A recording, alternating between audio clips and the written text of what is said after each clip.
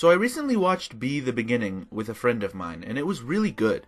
It had nice art and character designs, great fight animation, and a genuinely interesting story. But one of the things I enjoyed most about it was how much it shared with another one of my favorite anime, Terror in Resonance by Shinichiro Watanabe. So I'm mostly of the mind that two shows sharing similarities is good as long as both execute the ideas well. And I like it when works of fiction borrow from one another because it makes an interesting discussion point, and it's cool to try and notice what distinguishes the two works despite their similarities, and to take note of the things they have in common. So I want to go through some of the things these two works share in common, because I think it's cool how much Be the Beginning mirrors Terror in Resonance, whether intentional or not. To start off, both anime have ambiguous groups of numbered individuals terrorizing the nation. In Terror in Resonance, two mysterious young men, numbered 9 and 12, commit various acts of terrorism throughout Japan, with their identities and motives being vague, with only cryptic riddles giving clues as to how to deal with them, and they go on to name themselves Sphinx. Be the Beginning's primary antagonist group is called Market Maker, and the members of this group are numerous and most go by a number as well as an alias. Market Maker orchestrates several murders and incidents throughout the fictional nation of Cremona, and their trail is hard to follow and their actions are mostly covered up by the state.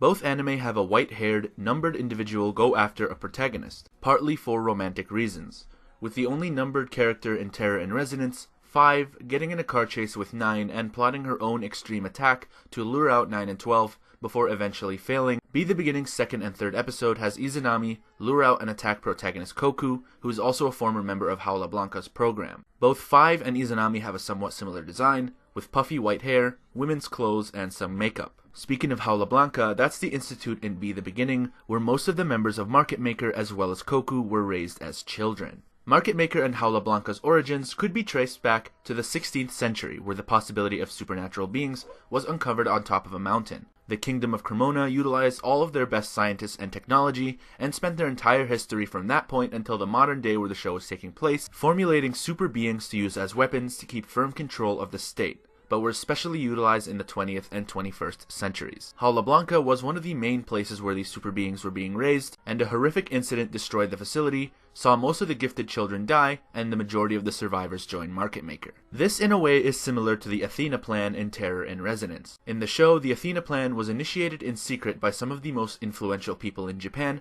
to create some of the smartest people in the world, by artificially creating the Savant Syndrome, in an attempt to elevate Japan's status to one of the most strong and influential nations in the world. 26 children were brought to a settlement and terribly experimented on until the plan was dismantled by US intervention.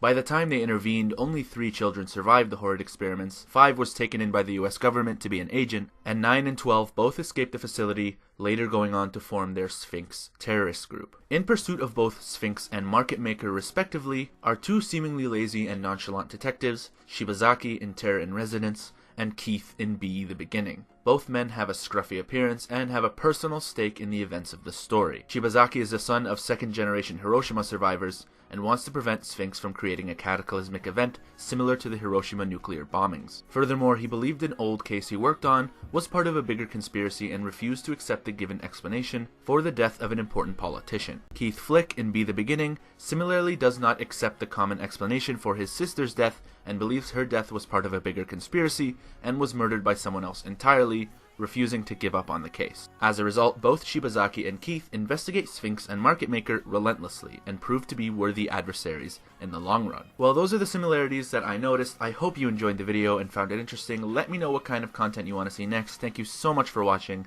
Thanks, and take care.